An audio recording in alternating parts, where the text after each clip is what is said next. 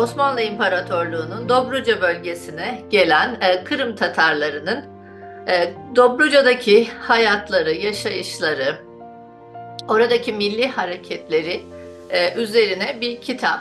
Kitaptaki resimler özel arşivlerden derlendi, toplandı. 150 kadar resim barındırmakta.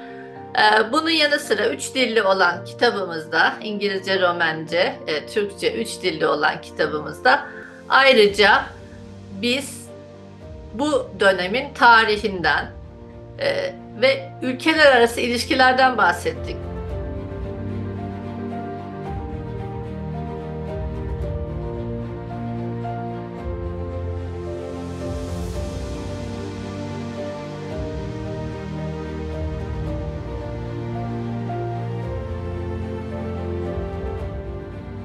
Mında Romanya'daki bizim çok önemli kuruluşlarımızdan Mecidiye Medresesi öğrencileri ve öğretmenleri ile Korine.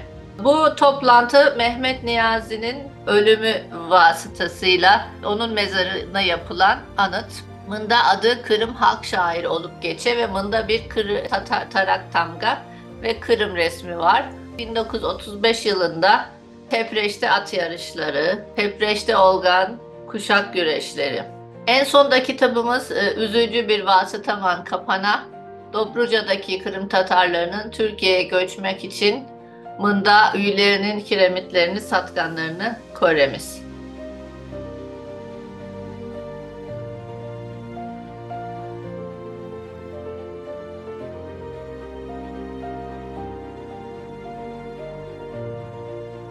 Bu kitapta biz Kırım gibi Dobruca'nın da Kırım Tatarları için nasıl önemli bir vatan olduğunu korsetmek istedik.